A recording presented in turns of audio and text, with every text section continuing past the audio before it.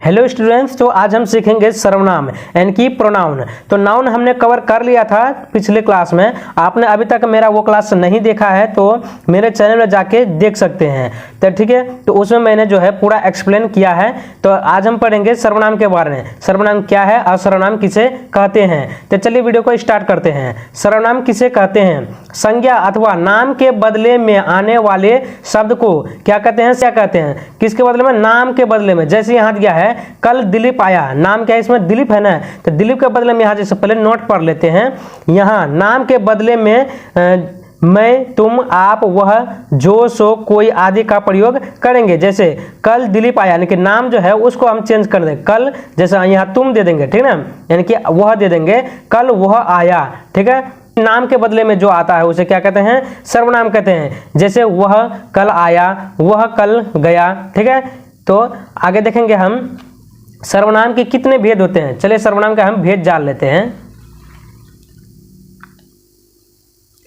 सर्वनाम के कितने भेद होते हैं? सर्वनाम के जो है 6 भेद होते हैं। कितने भेद होते हैं? 6 भेद होते हैं। याद करते चलेंगे। पहला है पुरुषवाचक, उसका है निश्चयवाचक, उसका अनिश्चयवाचक, उसका संबंधवाचक, निजवाचक और प्रश्नवाचक। ठीक है, तो सबसे पहले हेडलाइन डालेंगे पुरुषवाचक। तो पुरुषवाचक में है, तो पुरुषवाचक सर्वनाम के भी कितने भेद होते हैं? 3 भेद होते हैं। कितने भेद होते हैं? 3 भेद होते हैं। पहला है उत्तम पुरुष, यानी कहने या बोलने वाले को क्या कहते हैं? उत्तम पुरुष कहते हैं। ठीक है, जैसे मैं, हम लोग। ठीक है, उसके बाद देखेंगे मध्यम पुरुष। मध्यम पुरुष कहते हैं सुनने वाले को क्या कहते हैं? मध्यम पुरुष कहते हैं। ठीक है, पहला था उत्तम पुरुष यानी कि कहने वाले को उत्तम पुरुष कहते हैं। दूसरा है मध्यम पुरुष, सुनने वाले को क्या कहते हैं? मध्यम पुरुष कहते हैं। जैसे है तू, तुम। ठीक है, तीसरा है अन्य पुरुष, यानी कि जिसके बारे में कहा जाए उसे क्या कहते हैं? अन्य पुरुष कहते हैं। ठीक है, जैसे वह, यह, वे। ठीक है, ये, वे। दूसरा देखेंगे निश्चयवाचक सर्वनाम। इससे किसी व्यक्ति या वस्तु के निश्चित का बोध हो उसे क्या कहते हैं? निश्चयवाचक सर्वनाम कहते हैं। जैसे में देखेंगे यह मोहन है, वह खा रहा है। ठीक है, ये क्या है? निश्चितता का क्या होता है? बोध होता है। ठीक है ना। आगे देखेंगे अनिश्चयवाचक सर्वनाम। इससे किसी व्यक्ति, वस्तु या भाव के अनिश्चितता का बोध होता है उसे क्या कहते हैं? अनिश्चयवाचक सर्वनाम कहते हैं। जैसे कोई होगा, कुछ दो। ठीक है ना। आगे देखेंगे संबंधवाचक सर्वनाम। इससे किसी संज्ञा से संबंध को जोड़ा जाता है उसे क्या कहते हैं? उसे संबंधवाचक सर्वनाम कहते हैं। जैसे वह कौन है जो दरवाजे पर खड़ा है। ठीक है, यानी कि संबंध जोड़ा जा रहा है इसमें। आगे देखेंगे निजवाचक सर्वनाम। इससे स्वयं का निजता का बोध होता है उसे क्या कहते हैं? निजवाचक सर्वनाम कहते हैं। जैसे मैं आप ही चला जाऊंगा, मैं अपने आप ही चला जाऊंगा। ठीक है, यानी कि इसमें क्या होता है? निजता का बोध होता है। ठीक है ना। आगे देखेंगे प्रश्नवाचक सर्वनाम। इससे प्रश्न का बोध होता है, यानी कि प्रश्न करने का जो है इसमें बोध होता है उसे क्या कहते हैं? प्रश्नवाचक सर्वनाम कहते हैं। जैसे यह क्या हुआ, कौन जा रहा है, यानी कि इसमें जो है प्रश्न पूछने का जो है सवाल हो रहा है। ठीक है, तो एक बार शुरू से देख लेते हैं।